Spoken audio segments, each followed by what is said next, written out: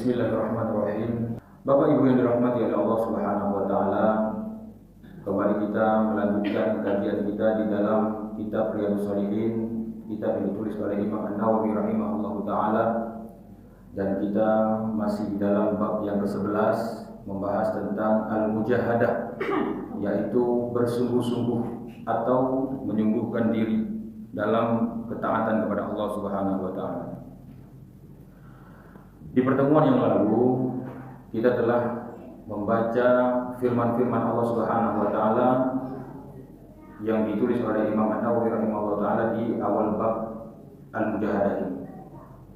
Dan banyak firman-firman Allah Subhanahu wa taala yang memotivasi kita semua agar kita bersungguh-sungguh dalam melakukan ketaatan kepada Allah Subhanahu wa taala. Mungkin saya tidak akan mengajak bapak sekalian atau ibu-ibu sekalian untuk melaksanakan sholat atau mengajak bapak ibu-ibu sekalian untuk sholat. Karena kenapa? Karena kita memang sudah ada di dalam masjid dan kita masing-masing sudah melaksanakan ibadah sholat tersebut. Hanya saja saya mengajak kepada bapak dan ibu-ibu sekalian untuk bersungguh-sungguh dalam melaksanakan ibadah sholat tersebut. Karena kita hanya melaksanakan ibadah tersebut sesuai dengan kemampuan kita saja. Ya, artinya kita itu terkadang lebih meremehkan daripada kegiatan ibadah tersebut. Ya, tidak bersungguh-sungguh dalam melaksanakan ibadah tersebut. Maka dari itu hendaklah kita melaksanakan ibadah sholat tersebut dalam keadaan bersungguh-sungguh, terutama dalam hal menjaga lahiriah daripada sholat tersebut. Ya, dimulai dari wudhu yang sempurna, datang ke masjid tepat waktu, kemudian juga melaksanakannya dengan penuh kekhusyukan. Ya, kenapa kita harus melaksanakan ibadah dengan penuh kekhusyukan, dengan penuh sungguh-sungguh? Karena itu merupakan kesempurnaan daripada ibadah kita. Ya, karena itu merupakan kesempurnaan daripada ibadah kita. Lihatlah bagaimana Nabi SAW begitu sungguh-sungguhnya dalam melaksanakan ibadah kepada Allah Subhanahu wa taala.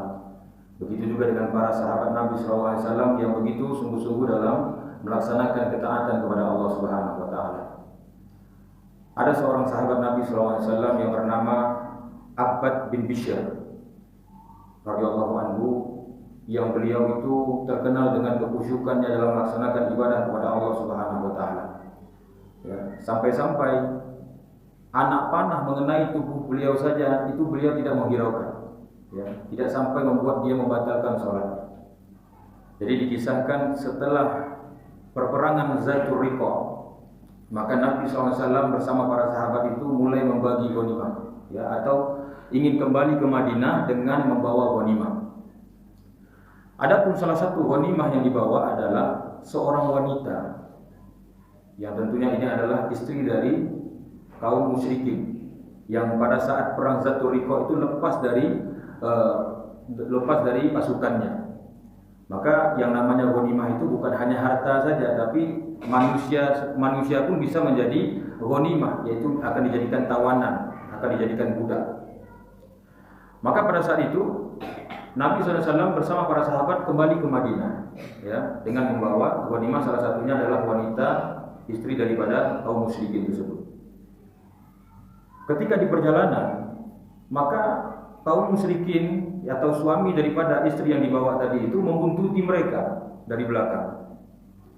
Sehingga ketika sudah masuk di malam hari, maka Nabi SAW memutuskan untuk beristirahat sejenak, ya, untuk menunggu keesokan harinya, karena memang perjalanan itu padang pasir, kemudian malam lagi, ya, tidak terlihat. Akhirnya kata Nabi SAW, kita berhenti di sini saja sejenak, ya, beristirahat. Lalu siapa yang akan menjadi bertugas untuk menjaga malam, ya, atau menjaga kita dari gangguan musuh? Maka angkat tanganlah Abbad bin Bishr dan juga Ammar bin Yasir, ya. Jadi Abbad bin Bishr ini dengan Ammar bin Yasir ini sudah dipertemukan atau dipersaudarakan oleh Nabi SAW itu ketika mereka di Madinah. Maka angkat tangan mereka berdua. Kemudian kata Abbad bin Bishr kepada Ammar bin Yasir, malam ini kita jaga. Sekarang siapa yang akan menjaga pertama? Maka kata Ammar bin Yasir, saya istirahat duluan. Berarti dia memilih shift yang kedua. Maka Abbad bin Bishr ini yang berjaga di shift yang pertama. Maka ketika Abbad bin Bishr berjaga di shift yang pertama, ya, ketika sudah masuk di larut malam, ya, atau di sepertiga malam, maka Abbad bin Bishr ini merasakan ketenangan, ya, suasana yang hening, tenang, dan ada rasa ingin melaksanakan ibadah kepada Allah Subhanahu wa taala. Lalu Abbad bin Bishr ini pun melaksanakan ibadah kepada Allah Subhanahu wa taala. Di samping itu, orang musyrikin memperhatikan gerak-gerik daripada Abbad bin Bishr ini. Dia ingin mencari celah, ya, di mana lengahnya Abbad bin Bishr ini, kemudian dia ingin memanah Abbad bin Bishr ini, kemudian dia ingin mengambil kembali istrinya. Lalu Abbad bin Bishr ini melaksanakan ibadah kepada Allah Subhanahu wa taala penuh dengan kesungguh-sungguhan, ya, penuh dengan kekhusyukan. Pada saat itu dia membaca surah Al-Kahfi. Ya. Dia baca, dia sholat, kemudian dia baca surah Al-Kahfi itu terus larut dia dalam sholatnya itu penuh dengan kekhusyukan kepada Allah Subhanahu wa taala, sampai-sampai dia lupa dengan apa yang ada di sekeliling dia. Ya. Dan di samping itu orang kafir, orang musyrikin ini dia memperhatikan ketika Abbad bin Bishr ini sedang melaksanakan ibadah, lalu dia panah Abbad bin Bishr ini, sehingga panah itu kena di lengan dia sebelah kiri. Ya.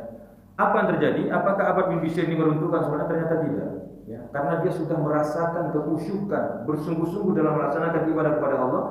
Lalu dia lanjut membacakan ayat-ayat firman-firman Allah Subhanahu wa taala dalam sholatnya itu, kemudian sambil mencabut anak panah tersebut, kemudian dibuang. Terheran orang musyrik ini, ya, bagaimana mungkin? Biasanya dia memanah orang itu sekali panahan sudah buat orang tumbang, ya, apalagi ini sedang sholat. Tapi Abbad bin Bishr ini langsung melanjutkan lagi sholat. Kemudian dipanah dengan panah yang kedua kena di bagian perutnya, ya. Lalu dilakukan hal yang sama lagi oleh Abbad bin Bishr, dia hanya mencabutnya, kemudian membuangnya, kemudian melanjutkan lagi sholat. Kemudian dipanah dengan panah yang ketiga kena di bagian dadanya. Kemudian dilakukan lagi hal yang sama, dia cabut, kemudian dia buang, dia lanjutkan lagi sholat. Dan hal ini membuat orang musyrik ini ketakutan, ya. Karena dia ketakutan, akhirnya dia melarikan diri. Ini nggak mungkin lagi saya melakukannya. Ini memang orang kuat ini.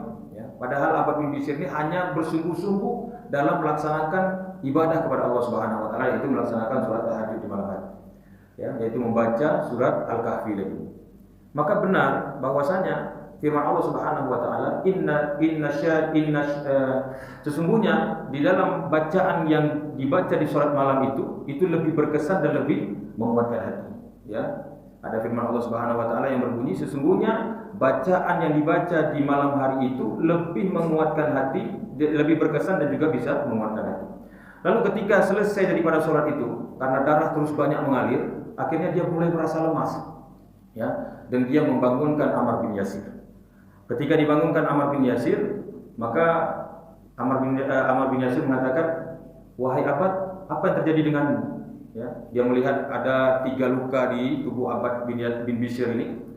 Lalu dikatakan oleh Abbad bin Bishr, saya terkena 3 panah. Kenapa engkau tidak membangunkan aku di panah yang pertama tadi?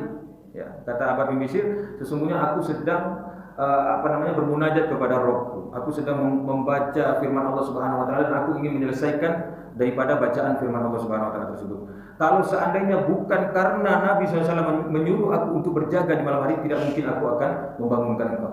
Jadi karena Abbad bin Bishr takut dia meninggal karena kehabisan darah dan tidak ada yang menjaga, maka dia bangunkan Ammar bin Yasir. Kalau bukan karena perintah Nabi untuk berjaga malam, mungkin aku akan menghabiskan hidupku ini untuk melaksanakan ibadah kepada Allah Subhanahu wa taala. Maka di sini bisa kita ambil pelajaran begitu sungguh-sungguhnya sahabat Nabi SAW, ya, yang bernama Abbad bin Bishr ini dalam melaksanakan ketaatan sampai-sampai tidak terasa dia atau tidak menghiraukan anak panah yang terkena tubuh dia. Dan banyak lagi kisah-kisah lainnya, ya. Bahkan di zaman sekarang ini juga kalau kita lihat saudara kita di Palestina itu melaksanakan ibadah kepada Allah Subhanahu wa taala dengan sungguh-sungguh meskipun negara mereka dalam keadaan peperangan, ya. Mereka tetap bersungguh-sungguh dalam melaksanakan ibadah kepada Allah Subhanahu wa taala. Dan ini tentunya berbeda dengan kita di zaman sekarang ini. Jangankan anak panah, nyamuk saja kalau gigit kita sudah risih, ya. Atau dengan keadaan yang ada sekitar kita sudah risih. Itu menandakan apa? Kita tidak sungguh-sungguh dalam melaksanakan ibadah kepada Allah Subhanahu wa taala. Maka kita mengajak kepada saudara kita untuk bersungguh-sungguh, terutama menjaga lahiriah sholat ini, ya, menyempurnakan wudhu kita, datang di awal waktu, kemudian khusyuk, ya, sungguh-sungguh atau khusyuk dalam melaksanakan ibadah kepada Allah Subhanahu wa taala. Dan sebenarnya bersungguh-sungguh itu bukan hanya melaksanakan ibadah saja, bukan dalam hal ketaatan beribadah saja, tapi bersungguh-sungguh dalam hal meninggalkan kemaksiatan itu juga dianjurkan kepada kita bersama. Ya, jadi bersungguh-sungguh dalam ketaatan kepada Allah, bersungguh-sungguh juga dalam meninggalkan kemaksiatan, yaitu melawan hawa nafsu kita untuk melakukan kemaksiatan tersebut. Ya, misalkan ada dorongan dalam hati kita untuk melakukan kemaksiatan, maka kita lawan. Nah, ini maksud daripada bersungguh-sungguh, ya, untuk meninggalkan kemaksiatan tersebut. Dan juga bersungguh-sungguh meninggalkan kebiasaan-kebiasaan yang itu tidak pernah dicontohkan oleh Nabi SAW, itu juga merupakan daripada sifat bersungguh-sungguh juga. Ya, jangan sampai kita setengah-setengah. Misalkan, oh ini yang dilarang oleh Nabi SAW, tapi yang tidak sesuai dengan diri kita, maka kita tinggalkan. Nah, ada larangan Nabi SAW yang itu mungkin kita ada rasa di bagian situ, misalkan kita pro di bagian situ, maka kita kerjakan. Nah, ini tidak boleh. Ya, artinya dia tidak bersungguh-sungguh dalam melaksanakan ketaatan kepada Allah Subhanahu wa taala. Ada sunnah Nabi tapi bertentangan dengan nafsu dia lebih memilih hawa nafsunya daripada mengerjakan sunnah Nabi tersebut. Maka ini namanya tidak bersungguh-sungguh. Kita harus bersungguh-sungguh, yaitu dalam melaksanakan ibadah kepada Allah dan juga meninggalkan hal-hal yang dapat mengundang kemurkaan Allah Subhanahu wa taala kepada diri kita semua, ya. Pernah suatu ketika Umar bin Khattab radhiyallahu anhu itu, ya, dia mengatakan, ya Rasulullah, sesungguhnya aku mencintai engkau melebihi cintaku kepada yang lain, ya, kecuali diriku.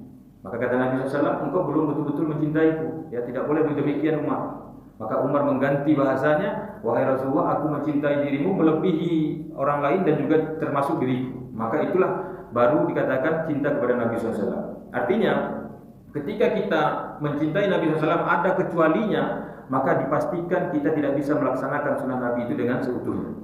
Kenapa? Karena masih ada penghalang, yaitu dirinya sendiri. Ya, dia hanya melaksanakan sunnah Nabi yang sesuai dengan hawa nafsunya. Ketika ada sunnah Nabi bertentangan dengan hawa nafsu dia lebih memilih hawa nafsu dia. Dan ini bukan namanya bersungguh-sungguh. Orang yang bersungguh-sungguh itu dia bisa mengalahkan dari hawa nafsu dia itu untuk menjalankan ketaatan dia kepada Allah Subhanahu wa taala. Ya. Apalagi kita di zaman sekarang ini, ya, lagi maraknya bencana. Kalau kita lihat di media sosial itu ada sebuah negeri itu yang dilanda banjir. Bahkan kita saja ini ada beberapa daerah yang sudah digoncang dengan gempa. Nah, ini disebabkan karena kemaksiatan, ya, karena adanya kemaksiatan. Manuzila bala'un illa bidzambi, la rufi'a bala'un illa bitaubat. Tidaklah Allah Subhanahu wa taala menurunkan suatu bencana kecuali karena ada dosa di dalamnya, ya. La rufi'a bala'un illa bitaubat, dan tidaklah Allah mengangkat suatu musibah di negeri tersebut kecuali taubatnya orang-orang di negeri tersebut. Nah, maka dari itu ini semakin meningkatkan kesungguh-sungguhan kita untuk meninggalkan kemaksiatan tersebut, untuk menjauhkan diri kita dari kemaksiatan tersebut. Karena sebenarnya kemaksiatan itu dialah yang mengundang bencana Allah Subhanahu wa taala itu datang ke negeri kita ini. Maka kita bersungguh-sungguh untuk menjauhkan diri kita dari hal-hal yang dapat mengundang kemurkaan Allah Subhanahu wa taala kepada diri kita. Bapak Ibu yang dirahmati Allah Subhanahu wa taala, sekarang kita masuk dalam hadis di dalam bab al-mujahadah di bab ke-11 ini. Kalau kemarin kita sudah membaca firman-firman Allah Subhanahu wa taala, maka sekarang kita masuk di hadis. Sebenarnya di pertemuan yang lalu kita sudah membahas di hadis yang pertama ini, ya. Hanya saja karena waktunya sangat singkat, jadi tidak dapat kita jelaskan, ya, secara seluruhnya. Maka kita ulang sedikit dari hadis yang pertama ini. Qala mu'allif rahimahullah taala, berkata Imam An-Nawawi rahimahullah taala di dalam kitabnya Riyadhus Shalihin di bab 11 Al-Mujahadah. An Abi Hurairah radhiyallahu anhu qala Rasulullah sallallahu alaihi wasallam, innallaha ta'ala qala ma 'ada li waliyan faqad adantuhu bil harb wa ma taqarraba ilayya 'abdi bi syai'in ahabba ilayya mimma aftaradtuhu alayhi wa la yazalu 'abdi yataqarrabu ilayya bin nawafil hatta uhibba fa idza ahbabtuhu kuntu sam'ahu alladhi yasma'u bihi wa basaruhu alladhi yubsiru bihi wa yadahu allati yabtishu biha wa rijlahu allati yamshi biha wa la in sa'alani la u'tiyannahu wa la in ista'azani la u'idhannahu, rawahu al-Bukhari. Jadi hadis ini dari Abu Hurairah radhiyallahu anhu, beliau berkata bahwasanya Rasulullah sallallahu alaihi wasallam bersabda, sesungguhnya Allah taala berfirman. Berarti kalau kita melihat Rasulullah bersabda, Allah taala berfirman, berarti hadis ini adalah hadis qudsi, ya, yaitu firman Allah Subhanahu wa taala yang disampaikan oleh Nabi sallallahu alaihi wasallam. Di sini disebutkan man 'adali waliyan faqad adzantuhu bil harb, ya. Siapa yang memusuhi waliku, maka telah aku umumkan perang terhadapnya. Ya. Tidak ada takarubnya seorang hamba kepadaku yang lebih aku cintai kecuali beribadah dengan apa yang telah aku wajibkan kepadanya. Dan hambaku yang selalu mendekatkan diriku dengan hal-hal nawafil. Nawafil ini artinya ibadah-ibadah sunnah, ya. Maka perkara-perkara sunnah di luar yang fardu, maka aku akan mencintainya. Dan jika aku telah mencintai, maka aku adalah pendengarannya yang digunakan untuk mendengar, penglihatannya yang digunakan untuk melihat, tangannya yang digunakan untuk memukul, dan kakinya yang digunakan untuk berjalan. Jika dia meminta kepadaku, niscaya akan aku berikan, dan jika dia minta perlindungan dariku, niscaya akan kulindungi. Maka berdasarkan hadis ini, hadis qudsi ini, kita bisa mengambil pelajaran bahwasanya Allah Subhanahu wa taala mengabarkan kepada kita bahwasanya Allah punya wali, ya. Dan di sini bisa kita lihat, ya, bisa kita pahami ada dua maknanya di sini. Yang pertama, Allah mengaku bahwasanya Allah lah sebagai walinya orang beriman. Ya, ini sebagaimana difirmankan oleh Allah Subhanahu wa taala dalam Quran surah Al-Baqarah di ayat 257. Allah Subhanahu wa taala berfirman, Allahu waliyul ladzina amanu yukhrijuhum minadh-dhulumati ilan nur. Walladzina kafaru awliya'uhumut taghutu yukhrijunahum minan nuri ila dhulumat. Ulaika ashabun nar hum fiha khalidun. Ya. Jadi ada dua pengertian. Yang pertama, Allah itu adalah wali dari orang-orang yang beriman. Ya, berdasarkan firman Allah ini, Allah katakan Allah pelindung orang yang beriman, yaitu pemberi petunjuk bagi orang-orang yang beriman.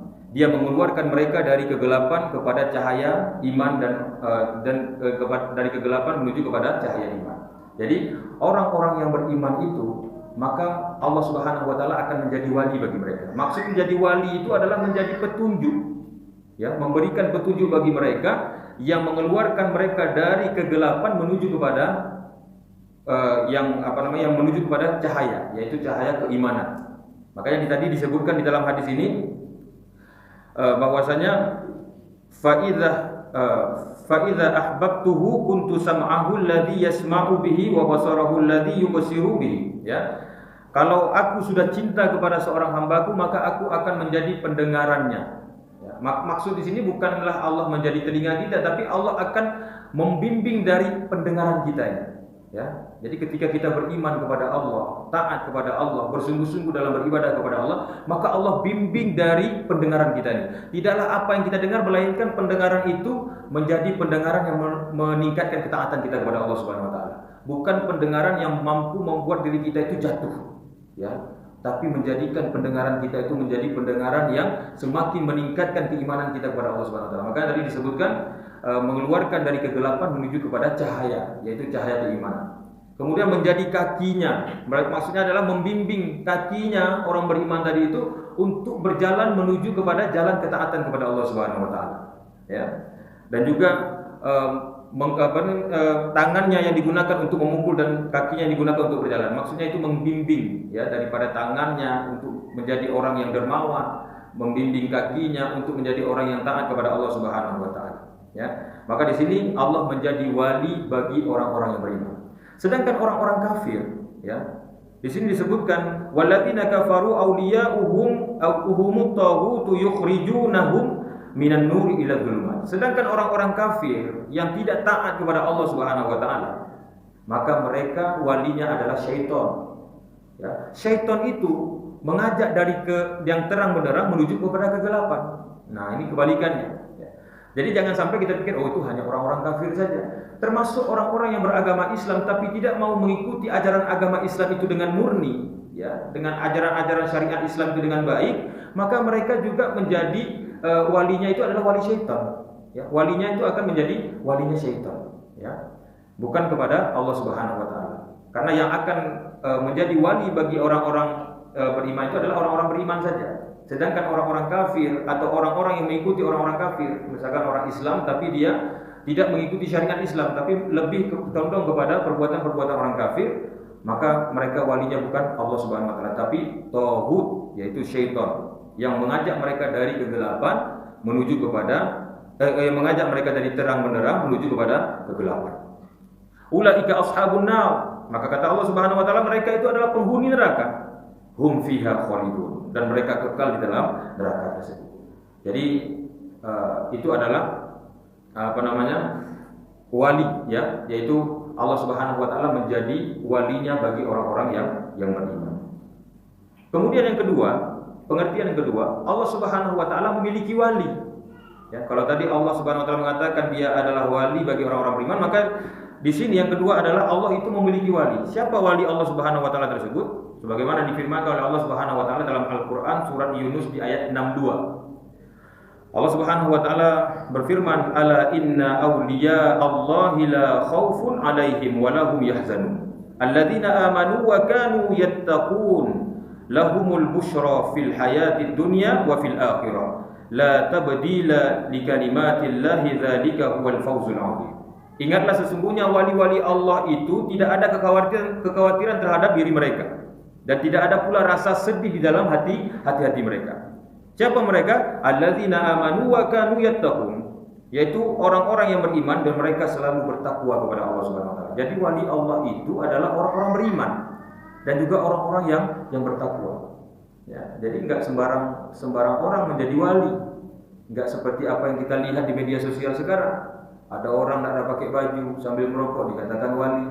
Ada orang yang gila dikatakan wali, disebut sebagai wali majnun. Maka ini adalah salah. Ya, kalau kita berdasarkan firman Allah Subhanahu wa taala ini, kategori wali yang dimaksud oleh Allah Subhanahu wa taala, maka hal-hal tersebut salah. Ya, mengatakan orang gila yang tidak punya akal, yang mengatakan mereka ini saking cintanya kepada Allah sampai-sampai mereka lupa terhadap diri mereka, maksudnya gila tadi adalah wali, itu salah, ya. Karena di sini dimaksud wali itu adalah alladzina amanu wa kanu yattaqun. Mereka itu adalah orang-orang beriman dan juga orang-orang bertakwa.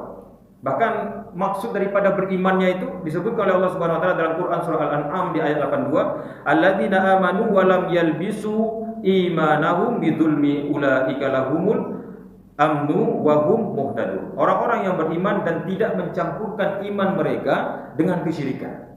Ya. Jadi yang dimaksud wali itu mereka lah orang-orang beriman dan bertakwa, dan imannya mereka itu tidak mencampur adukan antara keimanan mereka dengan kesyirikan. Kalau mereka masih mengatakan saya beriman kepada Allah, dia sholat tapi di lain sisi dia masih meminta pertolongan kepada selain Allah, berarti dia belum beriman kepada Allah Subhanahu wa taala. Ya, belum bisa dikatakan wali Allah Subhanahu wa taala. Wali Allah itu mereka betul-betul beriman kepada Allah Subhanahu wa taala dan menjauhkan diri mereka dari kesyirikan kepada Allah Subhanahu wa taala.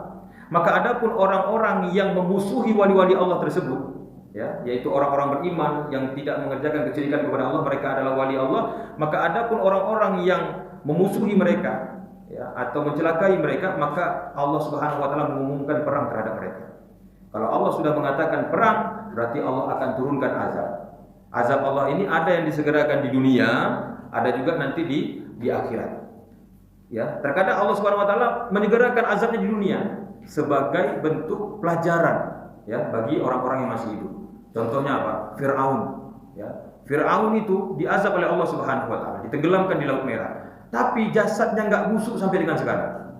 Kenapa Allah Subhanahu wa taala menjaga jasad Fir'aun ini? Sebagai bentuk pelajaran bagi orang-orang yang masih hidup. Artinya, kalau kalian menjadi manusia pembangkang seperti Fir'aun ini, ya, tidak taat kepada Allah, bahkan mengaku dirinya Tuhan, maka diazab oleh Allah Subhanahu wa taala.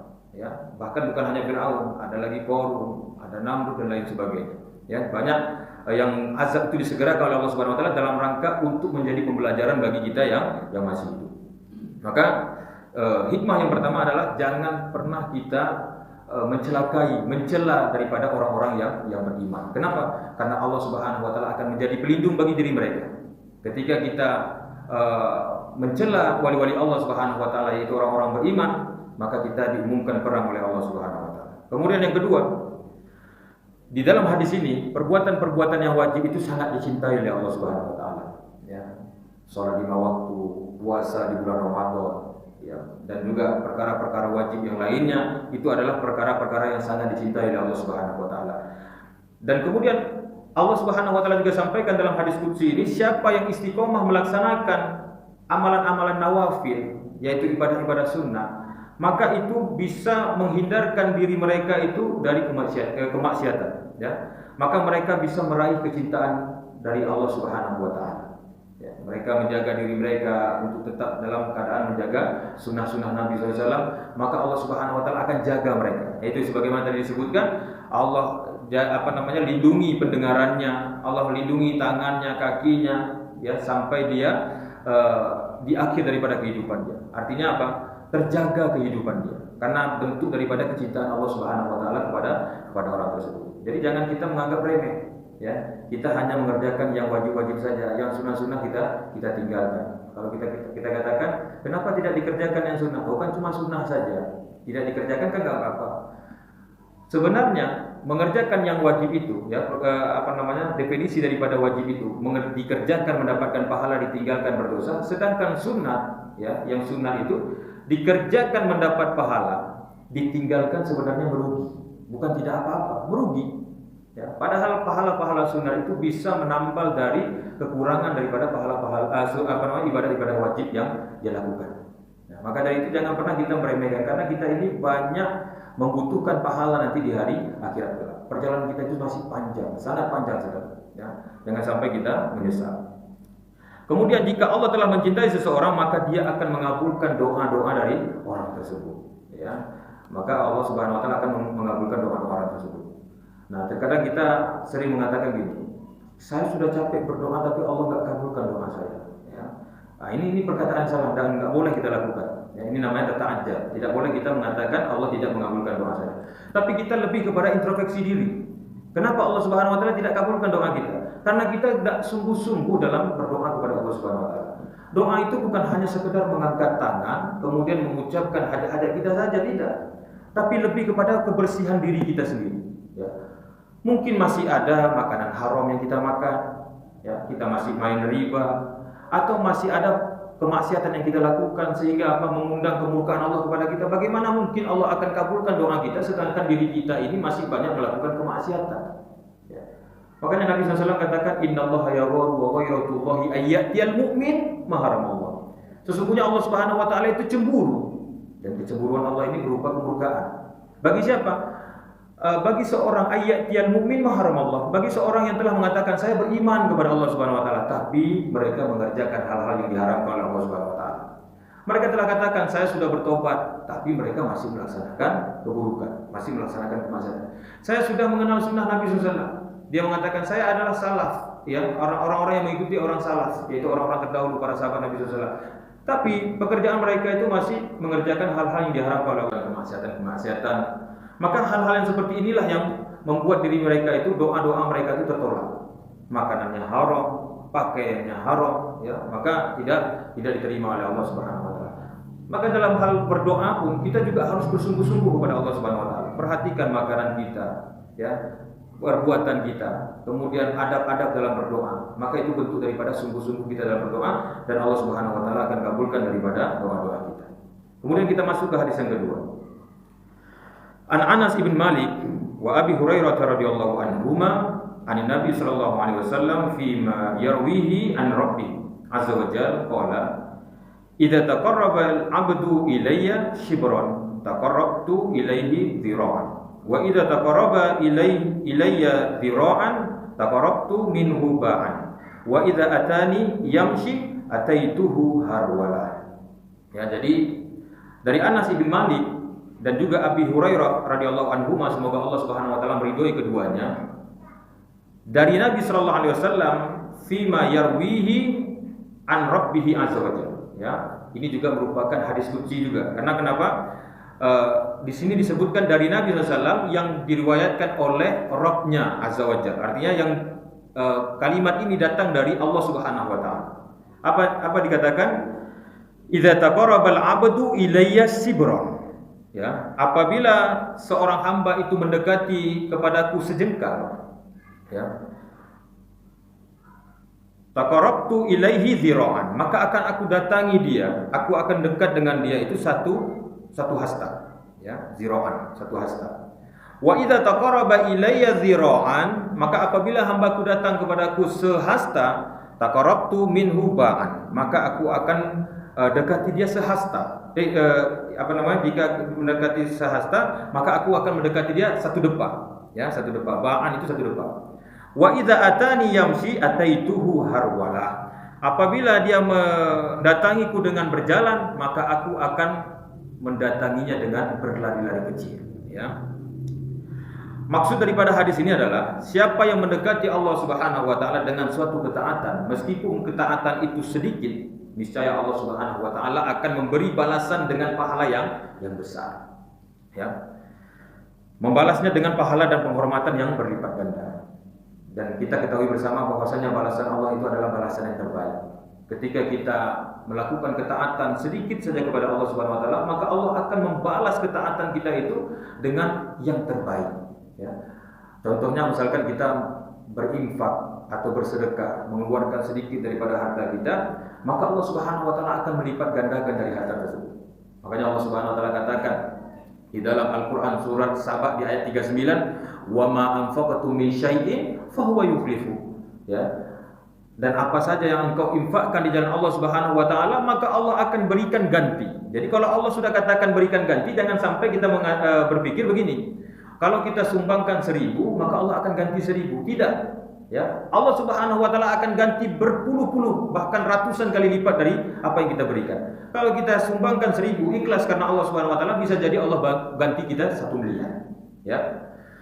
Kalau kita melakukan hal yang kecil, maka Allah Subhanahu wa taala akan memberikan balasan yang besar. Wa huwa khairur raziqin. Karena Allah Subhanahu wa taala itu adalah maha sebaik-baiknya memberi rezeki. Maka dari itu jangan sampai kita lemah, ya. Kalau sudah ada berita yang demikian ini, maka bersegera gitu. Nah, ini di bab yang sebelumnya itu kan menceritakan tentang apa? Al-mubadiratu lil khairat, ya. Bersegera kita. Kalau sudah ada cerita atau gambaran seperti ini, ya. Ini kan artinya Allah Subhanahu wa taala ingin memotivasi kita.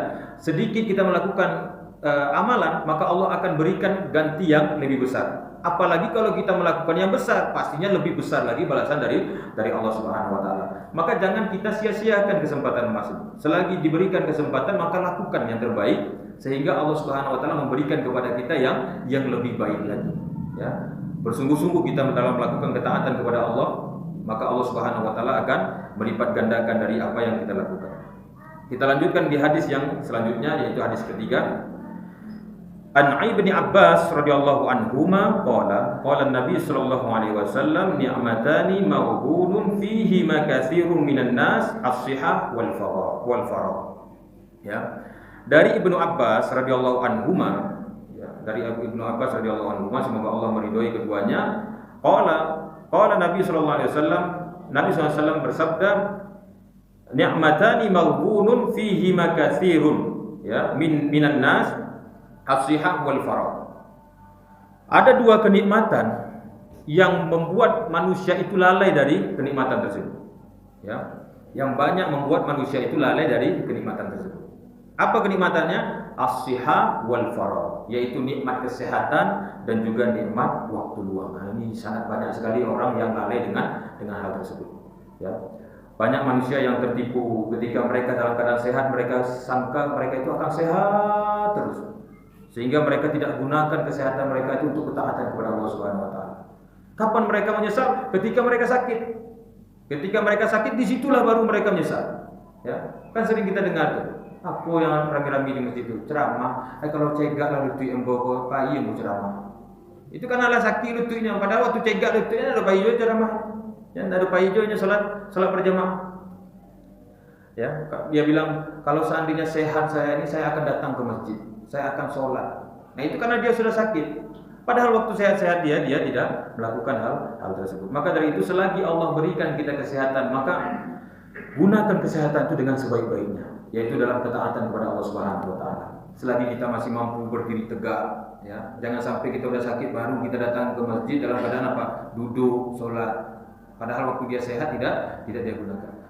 Jangan dipikir kesehatan kita ini hanya berlalu begitu saja, tidak. Dia akan diminta pertanggungjawaban di hari akhirat kelak. Sehatnya tubuh kita ini akan diminta nanti di hari akhirat kelak pertanggungjawabannya. Sampai-sampai disebutkan tidak akan beranjak kaki anak Adam di hadapan Allah Subhanahu wa taala sampai ditanya kepada dia itu 5 perkara. Ya, sampai ditanyakan kepada dia tentang 5 perkara. Kalau belum selesai 5 perkara ini gak akan beranjak dia di hadapan Allah Subhanahu wa taala. Sedangkan kita di dunia saja, orang-orang yang bekerja di instansi itu kalau dipanggil oleh pimpinannya, ya, itu rasanya dalam hati ini kapan selesainya pertanyaan. Inginnya cepat-cepat selesai itu pertanyaan itu, ya. Karena kenapa? Takut ada kekhawatiran dalam diri dia, ini jangan-jangan dapat hukuman. Salah jawab bisa dapat hukuman. Ini di hadapan Allah Subhanahu wa taala, ya. Kalau di dunia ini masih ada batas waktu. Ketika waktu sholat bisa istirahat sebentar, nanti lanjut lagi pertanyaan. Atau ketika malam hari dia istirahat dulu, besoknya baru dilanjutkan. Tapi di hadapan Allah Subhanahu wa taala itu tidak ada batasan waktu, ya, kekal, lama. Enggak tahu sampai kapan kita berada di mahkamah Allah Subhanahu wa taala itu. Allah akan tanya tuh, kemana kau habiskan kesehatanmu itu? Kemana kau bawa masa sehatmu itu? Ya? Ketika kau dalam keadaan sehat, kau gunakan untuk apa sehatmu itu? Itu kita harus menjawab itu, ya. Kita harus menjawab, dan kita nggak bisa bohong. Semuanya akan menjadi saksi. Kita akan menjawab di hadapan Allah Subhanahu wa taala. Kalau misalkan kesehatan kita lakukan untuk taat kepada Allah, maka kita dapat kebaikan, ya, yang nanti akan berujung kepada surga. Tapi kalau kita nggak bisa jawab, bahkan terjawab misalkan kesehatan kita itu kita gunakan untuk kemaksiatan, maka kita sudah tahu di mana nanti akan akhir daripada kehidupan kita tersebut. Ya, kita akan dimasukkan ke dalam neraka Allah Subhanahu wa taala. Maka dari itu jangan pernah lalai dengan yang namanya kesehatan. Begitu juga dengan waktu luang. Selagi Allah Subhanahu wa taala berikan kita waktu luang, maka pergunakan waktu luang itu dengan sebaik-baiknya. Karena waktu luang itu juga nanti akan ditanyakan oleh Allah Subhanahu wa taala. Kemana kau habiskan masa mudamu? Kemana kau habiskan masa waktu luangmu? Ya. Di pertemuan yang lalu itu, di bab yang sebelumnya kita pernah bahas bahwasanya selagi Allah masih berikan kita kesempatan untuk melakukan kebaikan, lakukanlah. Sebelum datangnya masa-masa pahit. Masa-masa pahit itu masa-masa kesusahan, di mana kita akan dipimpin oleh pemimpin yang zalim, kita tidak bisa lagi melakukan ketaatan sebagaimana kita lakukan ketaatan di masa sekarang ini. Ya, mungkin di zaman sekarang ini kita masih bisa melaksanakan sunnah, masih bisa panjangkan jenggot, masih bisa celana cingkrang, masih bisa melaksanakan ibadah-ibadah sunnah, ya, ketaatan-ketaatan kepada Allah. Jangan sampai nanti suatu saat kita akan dipimpin oleh pemimpin yang zalim yang akan melarang semua itu, sehingga kita tidak bisa lagi melakukan ketaatan kepada Allah Subhanahu wa taala. Ya, selagi Allah berikan kita waktu luang, maka pergunakan waktu luang kita untuk menambah ilmu agama, datang ke majelis taklim, ya, melakukan ketaatan kepada Allah Subhanahu wa taala. Karena itu juga akan ditanya oleh Allah Subhanahu wa taala di hari akhirat kelak, dan tidak akan beranjak kaki anak Adam di hadapan Allah setelah dia menjawab semua dari apa yang ditanyakan oleh Allah Subhanahu wa taala kepadanya. Ya. Kemudian kita lanjut di hadis yang keempat. Karena ini hadisnya sangat banyak sekali di bab al-mujahadah ini. Ini semuanya motivasi semua, ya, agar kita bersungguh-sungguh dalam ketaatan kepada Allah Subhanahu wa taala. An Aisyah radhiyallahu anha, anna Nabi sallallahu alaihi wasallam kana yaqumu minal laili hatta tatafattara qadamah. Faqultu lahu, lima tasna'u hadza ya Rasulullah? Wa qad ghafara Allahu laka ma taqaddama min dzambik wa ma ta'akhkhar. Qala afala uhibbu an akuna 'abdan syakura, ya, muttafaqun alaih. Jadi hadis ini menceritakan bahwasanya Aisyah radhiyallahu anha, ia berkata Nabi sallallahu alaihi wasallam biasa melakukan salat itu sampai tatafattara qadamahu, pecah tumitnya itu, ya, pecah-pecah daripada kakinya itu, ya, telapak kakinya. Maka Aisyah radhiyallahu anha itu bertanya, ya, kenapa engkau lakukan hal seperti ini ya Rasulullah? Bukankah Allah Subhanahu wa taala telah mengampuni dosa-dosamu, ya, baik itu dosa yang akan datang maupun dosa yang sebelum-sebelumnya, dan engkau sudah dijamin masuk surga. Kenapa engkau masih melakukan ketaatan yang seperti ini? Nah, itu kata Aisyah radhiyallahu anha. Maka kata Nabi SAW, afala uhibbu an akuna abdan syakuran? Apakah aku tidak boleh menjadi hamba yang bersyukur? Ya. Lihat, Nabi SAW itu sudah dijamin masuk surga, diampuni dosanya, ya. Dia menjadi manusia yang maksum, yaitu yang diampuni dosa-dosanya oleh Allah Subhanahu wa taala, manusia yang bersih, tapi masih bersungguh-sungguh dalam melakukan ketaatan kepada Allah Subhanahu wa taala. Sampai-sampai beliau sholat itu dengan berdiri lama itu sampai-sampai kaki beliau itu pecah-pecah. Bagaimana dengan kita yang belum mendapatkan jaminan masuk surga? Dan dosa kita belum juga mendapatkan jaminan untuk diampuni dosa-dosa kita. Kita harusnya lebih bersungguh-sungguh lagi dalam melakukan ketaatan kepada Allah Subhanahu wa taala. Tapi kan tidak demikian. Ya, kita lebih berlale-lale, bahkan seakan-akan mengerjakan satu ketaatan itu hanya sekedar mengerjakan kewajiban saja. Ya. Seadanya saja lah, gitu. Tidak bersungguh-sungguh dalam melakukan ketaatan kepada Allah Subhanahu wa taala. Padahal Nabi SAW itu adalah manusia yang maksum, yaitu orang yang suci yang dijamin masuk surga tapi tetap melakukan ketaatan kepada Allah Subhanahu wa taala. Apakah aku tidak boleh menjadi hamba yang bersyukur kepada Allah Subhanahu wa taala, kata Nabi SAW. Mungkin kita berpikir, oh itu kan nabi. Ya, nabi ialah dia beribadah kepada Allah, dia sudah ditanggung semua sama Allah. Nabi itu manusia biasa. Nabi itu sama seperti kita. Hanya saja yang membedanya, nabi itu adalah utusan Allah yang untuk membawa risalah Allah kepada kita semua. Ya. Tapi selebihnya dia sama semuanya seperti kita. Nabi kalau makan, Nabi juga kalau mau makan itu Nabi juga bekerja untuk mencari makan. Sama seperti kita juga bekerja cari makan. Nabi juga butuh tidur. Ya. Nabi juga punya istri, Nabi juga punya anak. Nabi itu pemimpin perang. Nabi itu penjaga Baitul Mal. Semuanya itu diemban oleh Nabi SAW. Ya. Artinya kesibukan Nabi itu sama seperti kesibukan kita, tapi lebih sibuk lagi Nabi SAW. Tapi Nabi tidak pernah dia tidak taat kepada Allah, ya. Tapi Nabi itu tidak pernah dia lupa kepada Allah. Dia selalu ingat kepada Allah dan bersungguh-sungguh dalam beribadah kepada Allah Subhanahu wa taala. Jadi tidak ada lagi alasan kita untuk mengatakan, oh Nabi itu enak, dia makannya mudah, kemudian dia enggak banyak tidur. Nabi itu tidur juga, tapi Nabi tetap ingat kepada Allah Subhanahu wa taala. Nabi tetap bersungguh-sungguh beribadah kepada Allah Subhanahu wa taala, ya. Bahkan di hadis-hadis lainnya disebutkan Nabi itu kalau sudah beribadah kepada Allah Subhanahu wa taala itu betul-betul sungguh-sungguh dia, sampai-sampai meninggalkan anak dan juga istrinya. Tidurnya itu sedikit saja. Dia tidur tapi sedikit. Kemudian makannya juga demikian, ya. Tidak berlebih-lebihan. Kalau kita sekarang ini kan lebih kepada apa? Kepada nafsu. Kalau Nabi tidak, dia makan hanya untuk menegakkan dirinya supaya dia taat, ya, kuat dalam keadaan beribadah kepada Allah. Kalau kita enggak, makan tuh sampai kenyang, sampai kita menjadi ngantuk, sampai kita menjadi malas. Nah, harusnya kita mengikuti apa yang dilakukan oleh Nabi kita Muhammad SAW, yang beliau sudah terjamin masuk surga, diampuni dosa-dosanya oleh Allah Subhanahu wa taala, tapi tetap semangat bersungguh-sungguh dalam melaksanakan ibadah kepada Allah.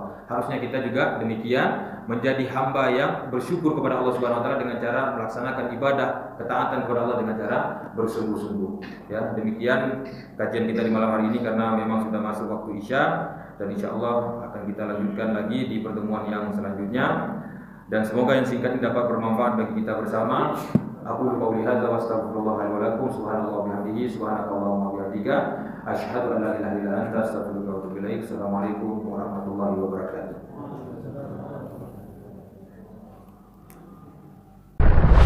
Dakwah semampumu.